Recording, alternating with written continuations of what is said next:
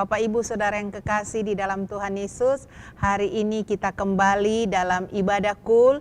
Kita akan sama-sama belajar firman Tuhan. Sebelumnya mari kita sama-sama berdoa.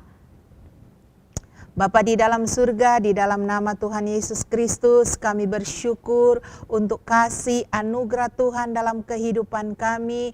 Karena sampai saat ini kami boleh menikmati pemeliharaan Tuhan yang luar biasa. Sekalipun kami melewati banyak tantangan, masalah dalam kehidupan kami, namun kami percaya Engkau Tuhan tidak pernah meninggalkan kami. Dan saat ini kami bersyukur kami masih dapat kesempatan untuk belajar firman Tuhan. Roh Kudus, Engkau hadir di tengah-tengah kami. Urapi setiap kami, berikan pada kami hikmat untuk mengerti kebenaran firman Tuhan, supaya setiap firman Tuhan yang kami dengar, yang kami belajar itu tertanam di dalam hati kami. Lebih daripada itu kami menjadi pelaku-pelaku firman-Mu. Terima kasih Tuhan Yesus, tutup bungkus setiap kami dengan kuasa darah-Mu. Kami mau buka hati kami siap untuk belajar firman Tuhan di dalam nama Tuhan Yesus Kristus. Haleluya, amin. Puji Tuhan, Bapak Ibu Saudara yang kekasih, hari ini kita akan sama-sama belajar firman Tuhan dengan tema melintasi lembah kekelaman. Ya, kita akan belajar satu tema melintasi lembah kekelaman. Ya, kalau bahasa Inggrisnya bilang the valley of shadow death. Ya, kita mau lihat dalam Mazmur 23 ayat yang keempat. Mari sama-sama kita baca Mazmur 23 ayat yang keempat. Demikian firman Tuhan, sekalipun aku berjalan dalam lembah kekelaman, aku tidak takut bahaya, sebab Engkau besertaku, gadamu dan tongkatmu, itulah yang menghibur aku. Haleluya. Bapak Ibu Saudara, kita sudah membaca sebuah ayat adalah Mazmur dari Raja Daud, ya, dengan perikop Tuhan gembalaku yang baik. Raja Daud membuat Mazmur ini karena dia sudah melewati masa yang sukar dalam kehidupannya, namun dia lolos dengan luar biasa. Itu sungguh dahsyat terjadi dalam kehidupan Raja Daud. Nah, Bapak Ibu Saudara yang kekasih, apa yang dimaksud dengan lembah kekelaman atau the valley of shadow death, ya? Dalam hal ini Bapak Ibu, lembah kekelaman adalah suatu keadaan yang penuh dengan ketidakpastian, baru namanya gelap Bapak Ibu ya. Ada suatu keadaan yang tidak nyaman, yang menakutkan, bahkan mengkhawatirkan kehidupan setiap orang. Nah, kalau kita lihat kondisi hari-hari ini, bukankah dunia sedang berada masuk dalam namanya lembah kekelaman? Nah, mungkin setiap kita akan bertanya, mengapa Tuhan izinkan kita gereja Tuhan masuk dalam lembah kekelaman? Mengapa Tuhan tidak meluputkan atau membuat kita terhindar dari lembah kekelaman ini? Ya, karena kita tahu gereja akhir-akhir ini terlalu nyaman. Ya, gereja atau anak-anak Tuhan terlalu hidup dalam kenyamanan. Makanya kenapa Tuhan mengizinkan kita melewati ini? Karena Tuhan mau gereja Tuhan bangkit dari tidur rohaninya. Gereja harus mempersiapkan diri. Bapak, Ibu, Saudara, dan saya harus mempersiapkan kehidupan kita untuk menyambut kedatangan Tuhan Yesus yang kedua kali. Karena itu Tuhan izinkan kita melewati lembah kekelaman ini. Supaya apa Bapak, Ibu, Saudara? Kita diproses, kita dimurnikan motivasi kita, sehingga kita berkenan kepada Tuhan. Amin. Dalam Mazmur yang kita baca tadi, Mazmur 23 ayat yang keempat tadi, ya, Daud menggambarkan hubungan yang sangat dekat dengan Tuhan. Kenapa? Bagaikan gembala dengan dombanya. Daud pernah menjadi seorang gembala. Dia tahu situasi yang sangat sulit. Dia pernah mengalami yang namanya lembah kekelaman. Ya, di dalam lembah kekelaman Bapak Ibu Saudara, itu matahari tidak bisa menembus, ya. Tidak bisa terlihat terang di sana. Dia harus berjalan di lembah yang sangat dalam, yang di sana mungkin akan ada kabut sehingga menghalangi pandangannya. Bahkan mungkin ada bahaya yang dia tidak tahu apa yang nanti akan terjadi. Bisa berbahaya dalam kehidupannya. Mungkin perampok, mungkin binatang buas ya, bisa sangat-sangat mengancam kehidupannya. Hidupnya ada di bayang-bayang kematian, di bayang-bayang maut. Tetapi kalau kita melihat Daud berkata bahwa dia sekali-kali tidak takut. Daud mengatakan di dalam ayat yang keempat, kita baca sekali lagi tadi, sekalipun aku berjalan dalam lembah kekelaman, aku tidak takut bahaya sebab engkau besertaku. Ya, ini pernyataan dari seorang Daud. Ia yakin Tuhan tidak jauh dari kehidupannya. Daud memiliki kebiasaan untuk berdoa, memuji dan menyembah Tuhan. Makanya dalam Mazmur yang lain dia berkata, dalam sehari ya, sehari 7 kali dalam sehari dia tidak putus-putus memuji Tuhan. Artinya Daud sepanjang hari punya hubungan yang intim dengan Tuhan. Dia bisa memuliakan Tuhan, punya hubungan yang sangat dekat dengan Tuhan. Sehingga dia tahu sekalipun di dalam kondisi yang sangat sulit, sekalipun dalam keadaan yang sangat mencekam ya dalam hidupnya, dia tahu Tuhan tidak pernah meninggalkan hidupnya. Sekali-kali tangan Tuhan tidak pernah melepaskannya. Itulah bukti bahwa seorang yang dekat dengan Tuhan, sekalipun dia melewati lembah kekelaman, dia tidak akan pernah takut. Nah Bapak Ibu, kalau Daud saja dia bisa melewati lembah kekelaman dengan kemenangan, saya percaya setiap kita ingin melewati masa-masa yang kelam ini dengan kemenangan bersama Tuhan. Amin. Ya, kita mungkin hari-hari ini saudara mengatakan, saya pun sama mengalami lembah yang kelam. Saya ada di Sikon di saat pandemi seperti ini. Diancam dengan sakit, di kiri kanan mungkin orang dalam keadaan ketakutan dan kekhawatiran. Resesi ekonomi sedang mengancam di depan kita. Kita tidak tahu apa yang akan terjadi di depan kita. Seperti kabut yang menutupi, seperti lembah yang kelam. Kita tidak bisa melihat ke depan seperti apa. Tapi percayalah bahwa Tuhan beserta dengan kita. Amin. Kalau Tuhan beserta dengan kita, seperti Daud berkata, aku tidak takut ya. Dia tidak akan pernah takut melewati sekalipun masa yang kelam, karena dia tahu kalau dia dekat dengan Tuhan, pertolongan Tuhan selalu tepat waktunya. Jika kita ingin berhasil, kita akan belajar pada hari ini ya, jika kita ingin berhasil, sekalipun diizinkan Tuhan melewati lembah yang kelam ini, maka Bapak Ibu Saudara, kita akan belajar beberapa hal sehingga kita akan keluar sebagai orang yang menang, bahkan lebih dari pemenang melewati masa kekelaman. Yang pertama, apa yang kita harus lakukan? Yang pertama adalah tidak boleh takut. Seperti apa kata Daud tadi, bahwa aku tidak takut bahaya karena engkau besertaku. Kita harus memiliki kekuatan dalam jiwa kita. Kita tidak boleh takut karena Tuhan beserta kita. Selalu percaya bahwa Tuhan ada di dekat kita. Kita lihat dalam Yesaya 41 ayat yang ke-10, ayat yang tidak asing lagi bagi setiap kita. Yesaya 41 ayat yang ke-10. Bapak Ibu sudah dapat, kita baca sama-sama ayat firman Tuhan ini. Yesaya 41 ayat yang ke-10, demikian firman Tuhan. Janganlah takut sebab aku menyertai engkau. Janganlah bimbang sebab aku ini Allahmu.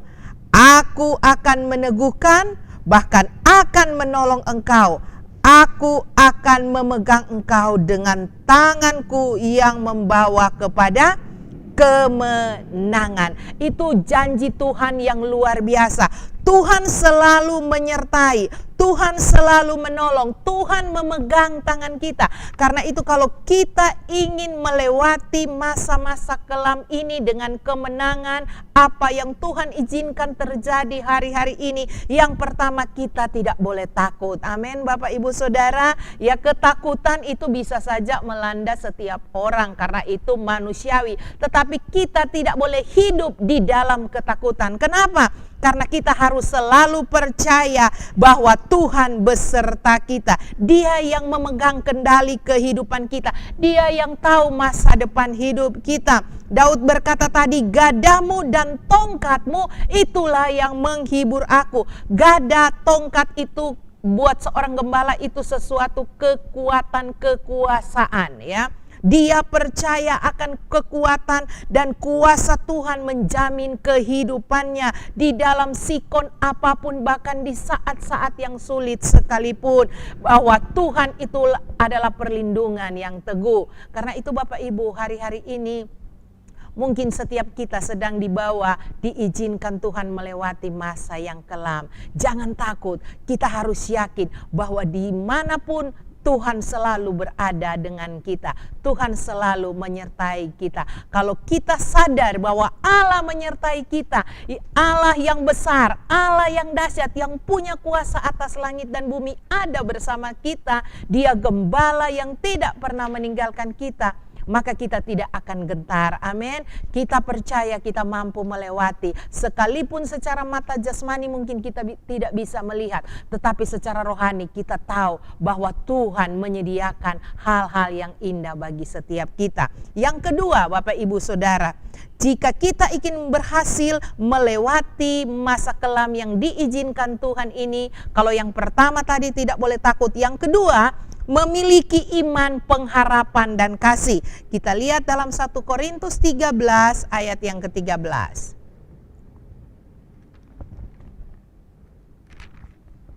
1 Korintus 13 ayat yang ke-13. Demikian firman Tuhan.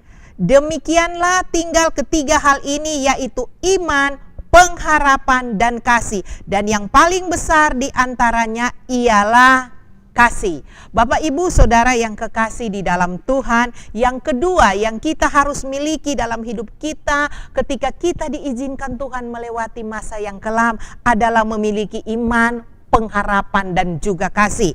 Karena itu Bapak Ibu Saudara, kita harus tumbuhkan iman kita kepada Tuhan. Harus sungguh-sungguh membaca firman Tuhan.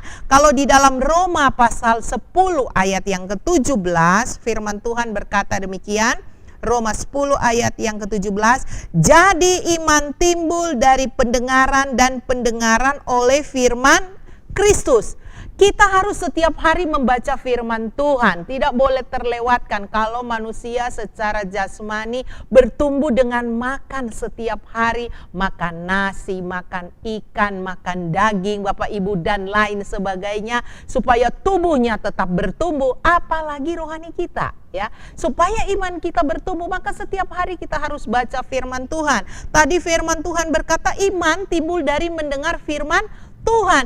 Jadi baca, perkatakan firman Tuhan setiap hari supaya iman kita tumbuh, iman kita semakin hari semakin naik di dalam Tuhan, sehingga kita memiliki pengharapan di dalam Tuhan. Yang tadi kita harus miliki adalah iman, pengharapan, berharap hanya kepada Tuhan sumber pertolongan.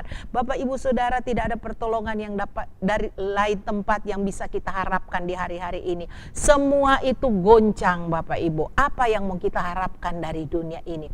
Satu-satunya pengharapan kita hanya kepada Tuhan Yesus. Amin.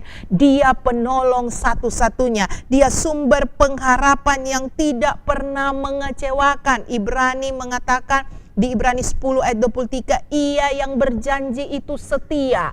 Tuhan tidak pernah gagal dengan setiap janjinya. Apa yang Dia janjikan pasti digenapi. Asal kita sungguh-sungguh menaruh pengharapan hanya kepada Tuhan sebagai penolong kita. Dan kita juga harus menyatakan kasih kita kepada Tuhan. Pertahankan kasih kita kepada Tuhan. Jangan lentur karena kondisi hari-hari ini yang sukar, kasih kita juga ikut lentur Bapak Ibu Saudara sekalian ya. Kasih kepada Tuhan jangan mengikuti sikon. Kalau sikon enak, wah mengasihi Tuhan menggebu-gebu ya. Kalau lagi diberkati Tuhan berlimpah-limpah, semangat mengasihi Tuhan. Tapi kalau lagi kondisi yang tidak baik, maka kita mulai malas berdoa, malas baca firman, malas beribadah. Kasih kita mulai turun. Ingat, kasih Tuhan dalam hidup kita selalu berlimpah dan selalu baru tiap hari. Amin Bapak Ibu. Dalam kondisi apapun kasih Allah tidak pernah berkurang. Karena itu Bapak Ibu Saudara sekalian, pertahankan kasih kita kepada Tuhan. Jangan suam-suam kuku, karena firman Tuhan berkata kalau suam-suam kuku nanti dimuntahkan. Ya, karena itu terus bangkitkan kasih kita kepada Tuhan. Dalam sikon apapun tetap mengasihi Tuhan, tetap bernyala-nyala mencintai Tuhan. Itu yang kedua Bapak Ibu Saudara ya. Yang pertama tadi saya ingatkan kembali, kalau kita ingin berhasil melewati masa kelam ini, yang pertama tidak boleh takut. Karena kita harus percaya bahwa Tuhan selalu beserta kita. Yang kedua, kita harus memiliki iman, pengharapan, dan kasih. Karena satu-satunya penolong kita adalah Tuhan Yesus Kristus. Jadi tetap percaya kepada Tuhan, tetap berpengharapan, dan tetap mengasihi Tuhan. Dan yang ketiga Bapak Ibu Saudara sekalian, kita harus selalu bersyukur dalam segala keadaan. Kita lihat di 1 Tesalonika 5 ayat yang ke-18 ya. Ayat-ayat hari ini ayat-ayat yang tidak asing lagi, karena itu firman Tuhan mengingatkan setiap kita. Kita baca dalam 1 Tesalonika pasal 5 ayat yang ke-18, demikian firman Tuhan. Mengucap syukurlah dalam segala hal, sebab itulah yang dikehendaki Allah di dalam Kristus Yesus bagi kamu. Firman Tuhan mengingatkan untuk mengucap syukur dalam segala hal. Jadi bukan cuma saat kita diberkati kita bersyukur, bukan cuma keadaan sehat kita bersyukur, bukan cuma keadaan lagi senang kita bersyukur, tapi firman Tuhan berkata dalam segala hal, termasuk dalam kondisi yang kelam sekalipun, kita harus tetap mengucap syukur. Kita tidak boleh bersungut-sungut ya. Ingat Bapak Ibu Saudara ya, apa yang terjadi dengan bangsa Israel ketika mereka bersungut-sungut, akhirnya mereka dibinasakan. Ya, kita tahu bahwa kita harus selalu bersyukur. Kalau kita selalu bersyukur kepada Tuhan, maka kita akan terima apa yang Tuhan janjikan dalam kehidupan kita. Kita harus mengetahui bahwa rencana Allah bagi kita adalah rencana yang sangat baik. Amin. Tuhan punya rancangan yang indah bagi kita untuk mendatangkan sejahtera dalam hidup kita. Mungkin hari-hari ini kita melihat sesuatu yang di sekeliling kita tidak baik, sehingga wah, apa yang nanti akan terjadi? Rancangan kita mungkin hanya sebatas pandangan kita karena kondisi yang kelam. Kita tidak bisa lihat. Karena kabut yang gelap, kita tidak bisa lihat apa yang nanti di depan. Tapi Bapak Ibu Saudara, rancangan Tuhan jauh lebih tinggi dari apa yang kita pikirkan. Jauh lebih dari apa yang kita lihat dengan mata jasmani kita. Mari kita lihat dalam Yesaya 55 ayat yang ke-8.